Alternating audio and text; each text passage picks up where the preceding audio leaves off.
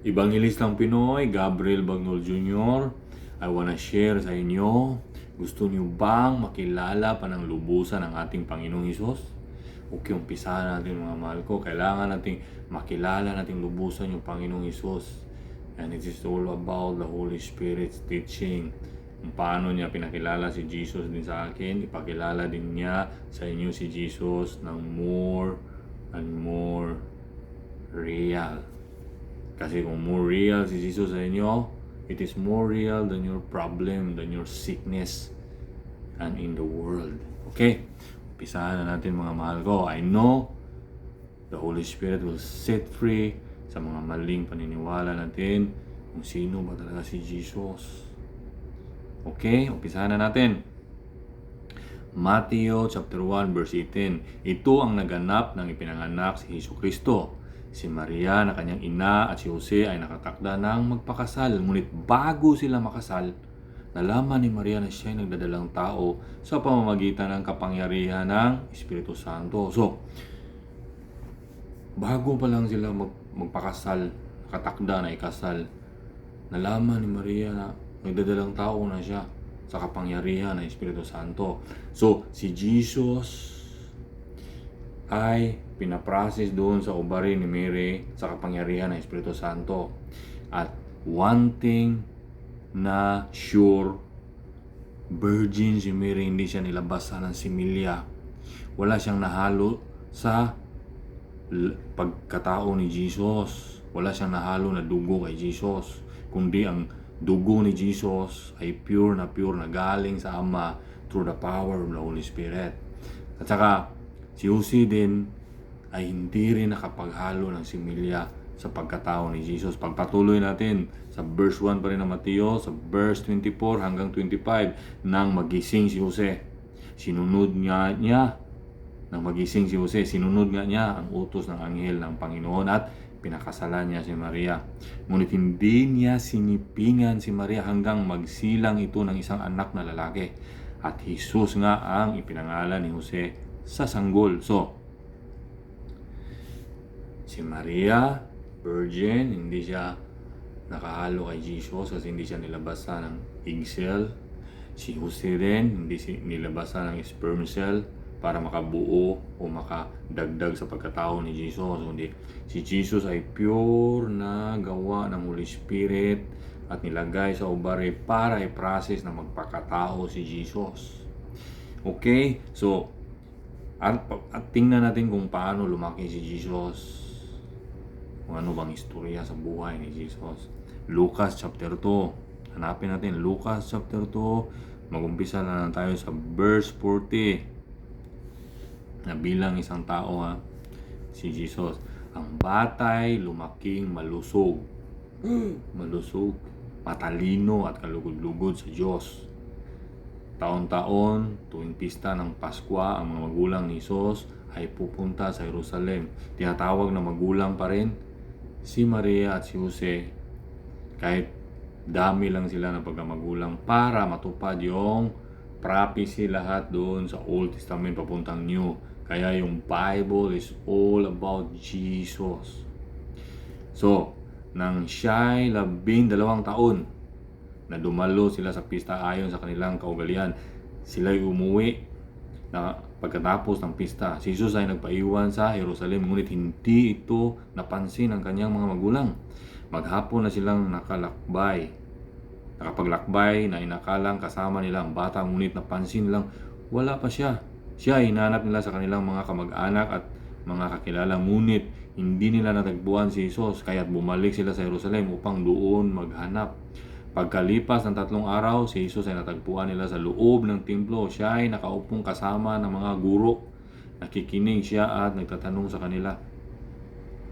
At ang lahat na nakakarinig sa kanya ay hangang-hanga sa kanyang katalinuhan.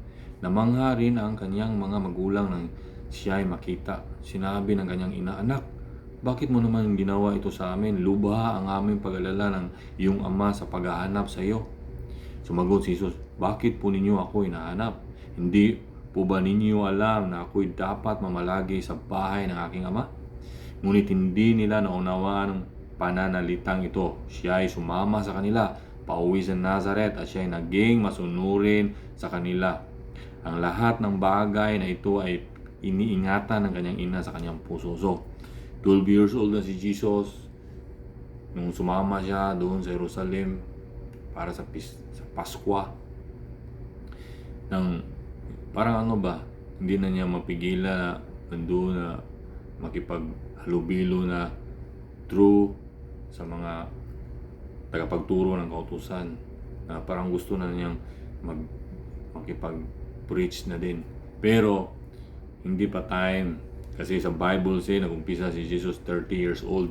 So ano bang ginagawa ni Jesus hanggang 29 years old siya? Tingnan natin sa Marcos 6, chapter 6, verse 1.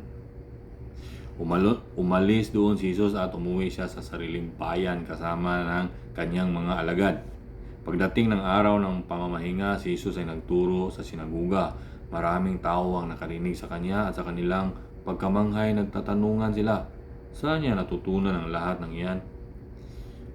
Anong karunungan itong ipinagkaloob sa kanya? Paano siya nakagagawa ng mga himala? Hindi ba ito ang karpinterong anak ni Maria at kapatid ni na Santiago, Jose, Judas, at Simon? Taga rito rin ang kanyang mga kapatid na babae, hindi ba? Kaya sila ay nagduda sa kanya at siya ay hinamak nila. Dahil dito sinabi ni Jesus sa kanila, ang isang propeta ay ginagalang ng lahat maliban ng kanyang mga kababayan, mga kamag-anak at mga kasambahay. Hindi siya nakagawa ng himala roon maliban sa ilang may sakit na pinatungan niya ng kanyang kamay at pinagaling. Nagtaka siya dahil hindi sila naniwala sa kanya. So, karpintero si Jesus.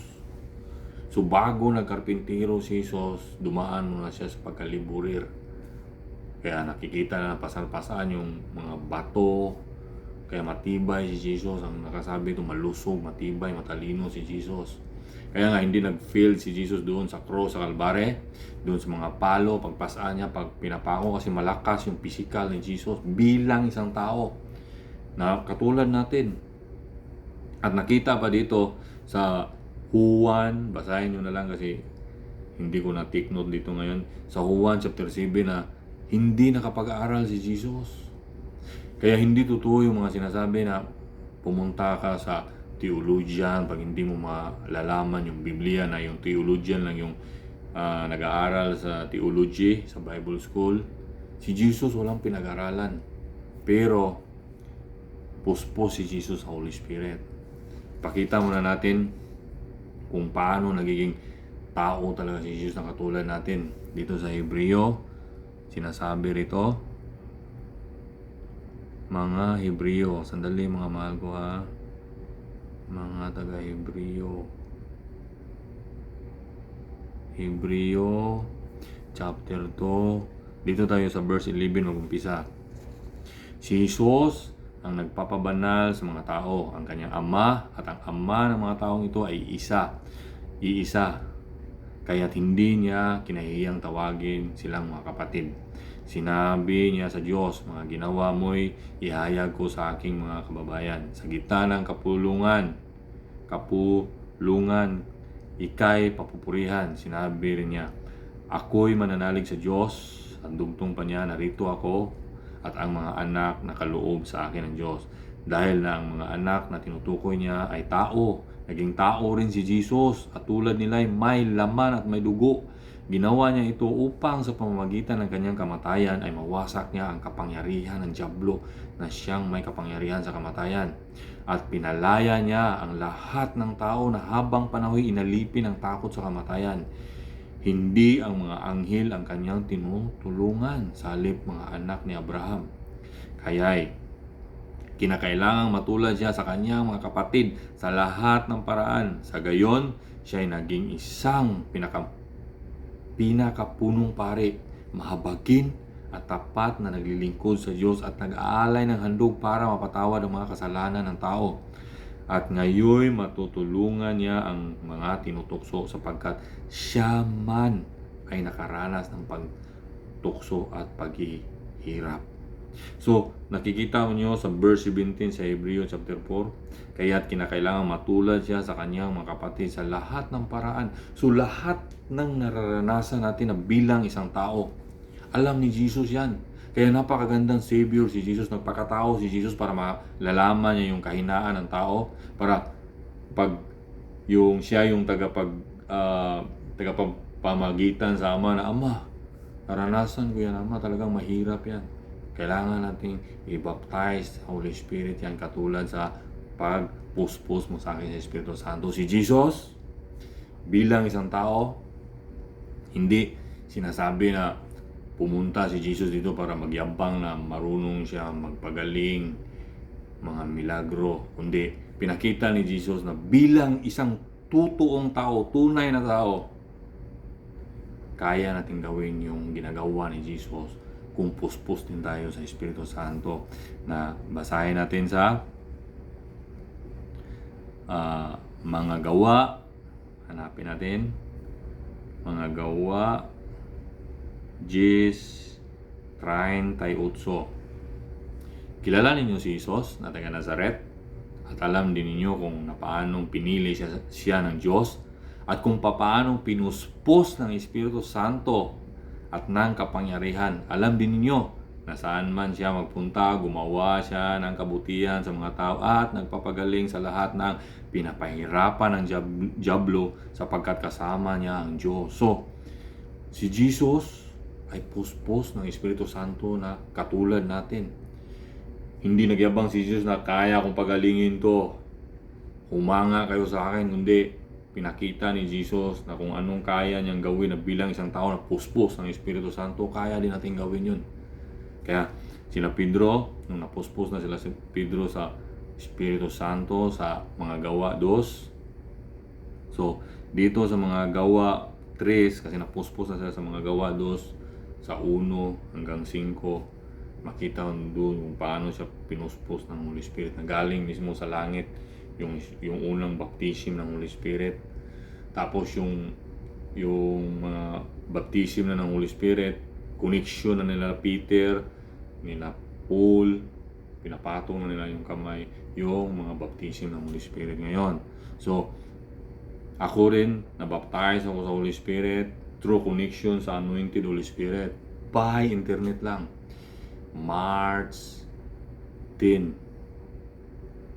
2019. Sa Brazil kami. Nanood ako ng preaching ni Kathryn Kuhlman. Audio na yun, audio. About the secret of the power of the Holy Spirit. Nung huling preaching ni Kathryn Kuhlman, sabi niya, please stand up. And now, nag-pray siya. Nung pagtayo ko, bigla akong nag-shake. Sinulat ko doon, siguro mga 1 hour mahigit. Mga 9 p.m. hanggang 10, mahigit 10:30. Nag-shake yung katawan ko. Tapos biglang, nag-change lahat ng nasa loob ko papunta sa isip ko. Pati yung music, pati yung mga salita na parang nagigrieve na ako sa mga salita na mga nagmumura. Dati mahilig ako magmura. Talagang tago sa laman pag ako nagmura. Kasi lumaki ako sa kalye.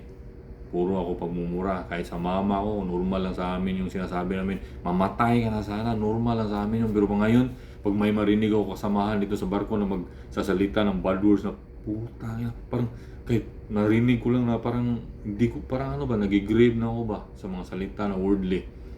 Yun, may parang transformation sa loob palabas. Kaya noon, nagumpisa na ako na mag-focus sa salita ng Diyos. Kaya salamat sa ating Panginoon Jesus. Hindi to imagination ng Holy Spirit. Totoong ma-encounter mo yung Holy Spirit at totoong transformation na lahat ng sinasabi ni Diyos mangyayari sa buhay mo, mahalin mo yung kaaway mo, magagawa mo yan through the transforming power of the Holy Spirit. Okay? So, kaya sila Pedro, nung pumasok na sila doon nagpunta sila sa templo, nung may nakita silang lumpo na namamalimos, sinabi ni Pedro sa verse 6, ngunit Sinabi ni Pedro, wala akong pila o ginto, ngunit may iba akong ibibigay sa iyo. Sa pangalan ni Jesucristong taga Nazaret, tumayo ka at tumakad.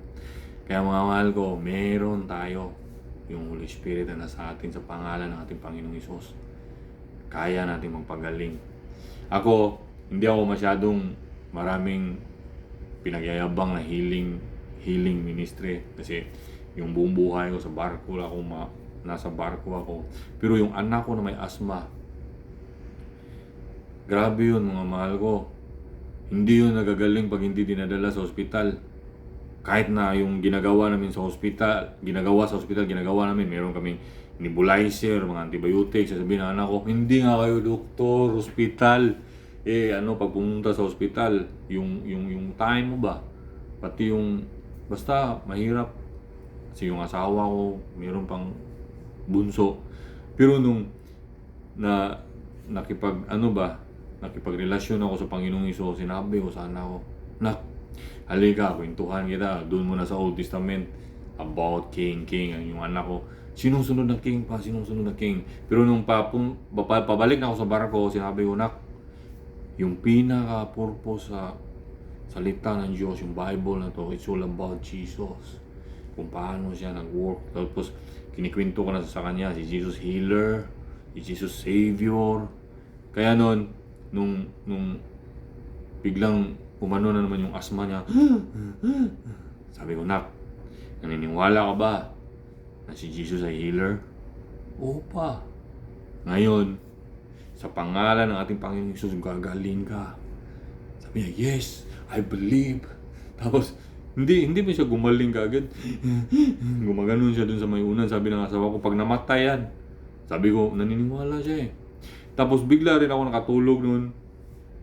Pagising ko sa umaga, di ko na napansin, bigla akong dumiritso ako sa kusina. Nagluto ako. Di ko na ano ba, kasi pag nagkasakit yung anak ko, mapansin ko man yung pagising ko kasi naka-nebulize, ing ba. Ganun. Pero hindi ko na napansin, diretso ako sa kusina, nagluto ako. Bigla na lang tumakbo yung anak ko. Pa! Gumaling na ako! Bigla ko, wow, thank you Lord Jesus. Totoo, hanggang ngayon, hindi na na-hospital yung anak ko, nawala na yung asma ng anak ko, hindi na kami napunta sa hospital. So, salamat sa ating Panginoong Hesus. Meron tayong power.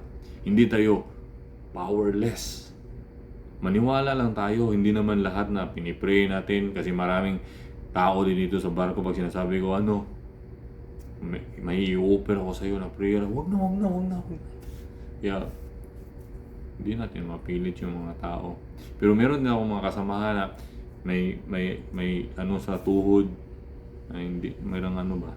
Tapos pinipray ko in the name of Jesus. Tapos sabi niya, Yor, nawala na Yor. So, merong gumagaling, meron ding hindi gumagaling.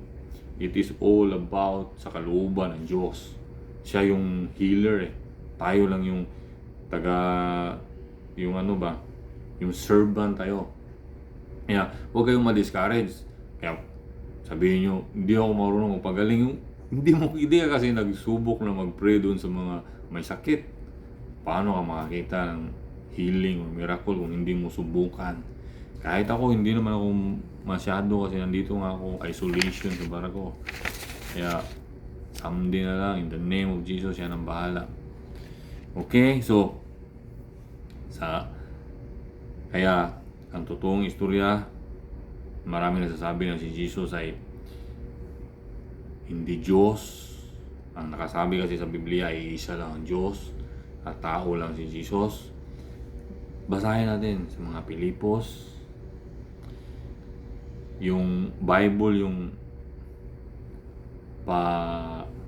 pa-explainin natin kung ano ba talaga si Jesus.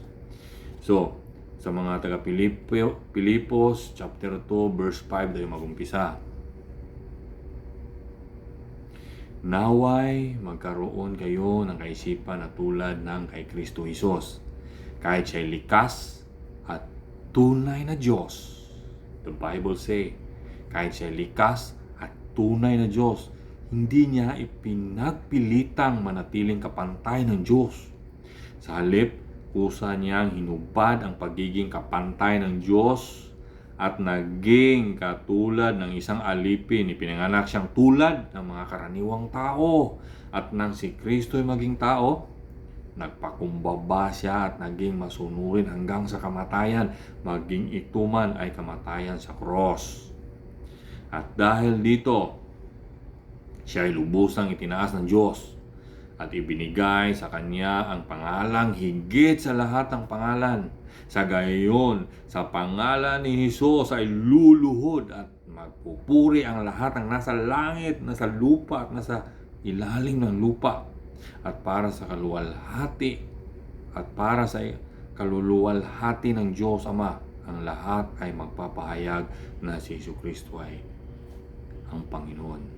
At para sa kaluluwalhati ng Diyos Ama, ang lahat ay magpapahayag na si Jesucristo ang Panginoon. So, grabe ka-humble ang ating Panginoong Hesus, mga mahal ko. Kaya nga,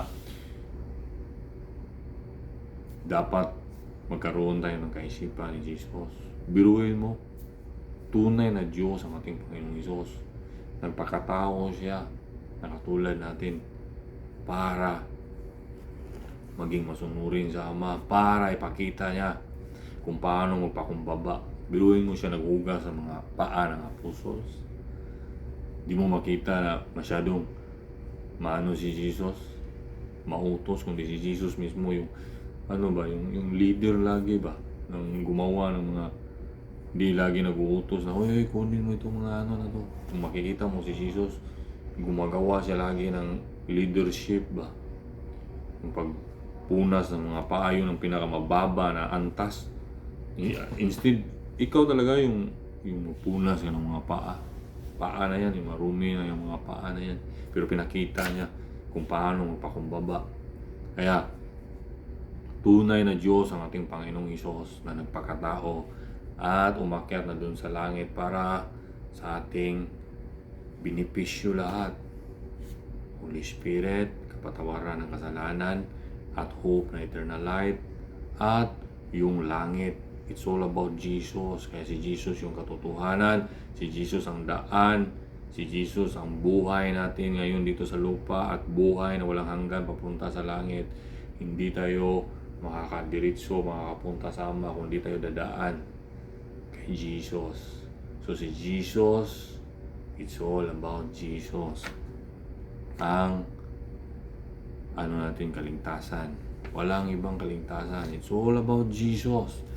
Makilala mo ang Ama, mabaptize ka ng Holy Spirit, hindi makikilala mo ng lubusan ng ating Panginoong Hesus na gaano siya ka-merciful ba.